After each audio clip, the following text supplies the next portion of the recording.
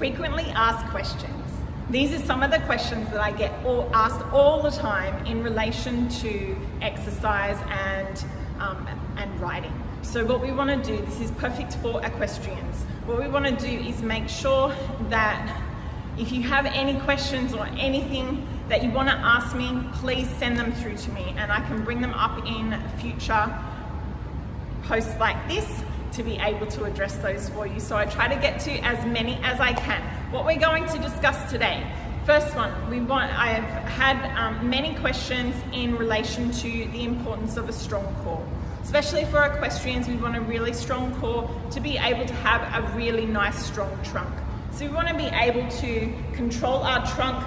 It's going to be able to improve our seat as well in the saddle, and we want to be able to make sure that we're working on that. So to be able to get the right technique for that, we want to make sure that we bring our tailbone in and under. So tucking your tailbone in and under, bringing your belly button in towards your spine and up towards your rib cage. That's going to set you up for a lot of the core exercises.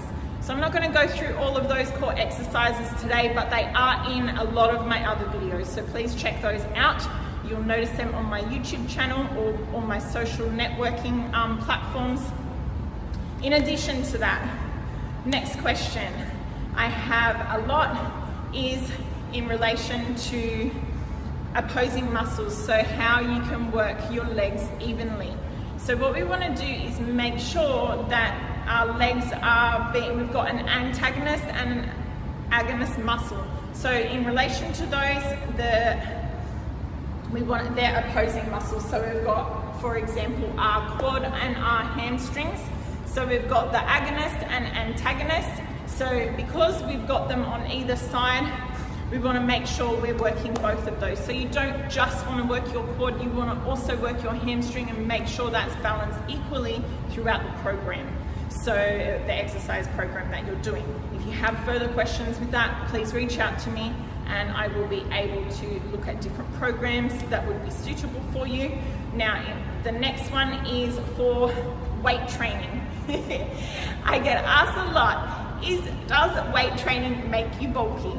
Especially the ladies ask me this, and in relation to weight training, we can do weight training to be able to develop long, lean muscles.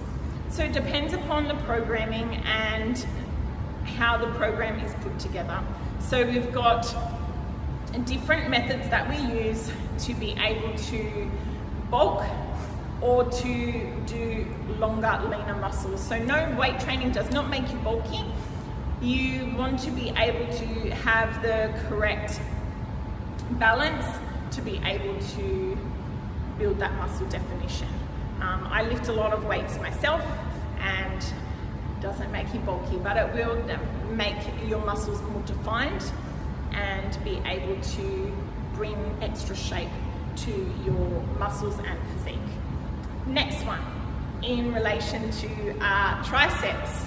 How can we work the underarms and what is one of the best exercises that you can do for under your arms? Here I'm just going to demonstrate a really easy one which you can do from the side of a bench.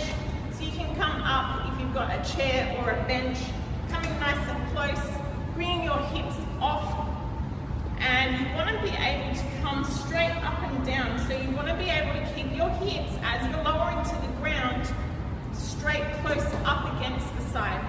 What you're going to do is bring those elbows back. Make sure they're not flaring out. We want them tracking straight back. So from here, we want to squeeze our elbows in together. Keep your posture up nice and tall. So we want to open the chest, keep our posture up, and look after that shoulder capsule as we're coming down. And you'll see my elbows are going straight back and come back up again. So we don't want that to happen. And as we come to the top, I don't want you to just come to the top and keep doing extra reps because your muscles will fatigue, and especially with your shoulder joint. Your shoulder joint is one of the most complex joints in our body because it's 360. So because that joint goes around 360 degrees, we want to make sure that we really look after it. So by keeping that chest nice and open and resetting at the top of the movement every single rep is super important, because what we want to do is, as that fatigues, we still want to really be able to reset. So as you come down, coming down, making sure those elbows are tracking in the right direction, keeping your hips nice and close to the bench. At the top, when you come to the top, you really want to keep that chest proud. That is the easier version. For a harder version, you can straighten the legs, come up onto your heels, and same thing, keeping those hips nice and close and back up.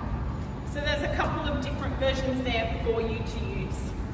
Another question that I do get asked a lot is in relation to hip hinge. Hip hinge is a really important movement to be able to demonstrate a lot of different exercises. One of those can be a deadlift, then there is a number of other exercises and everyday movement, and even with horse riding as well, especially when we're riding, we're in that position where we're up and we're hinging more back. So depending which discipline you ride, if you're show jumping or any of those sorts of things, then you're going to be more up in your stance as you're going with the movement. With the hip hinge, what we want to do is really make sure that we hinge back through the hips, slight flex through the knees. So for deadlift exercise, for example, we want to make sure that as we're hinging back through the hips, then we've got that slight bend through the knees as we come down and bring it back up. This is a great exercise to be able to work your ankle, knees, and hip joint all at the same time.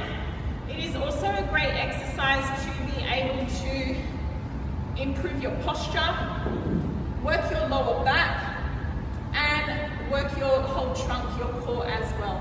So there's a number of different aspects that this is a great exercise to incorporate.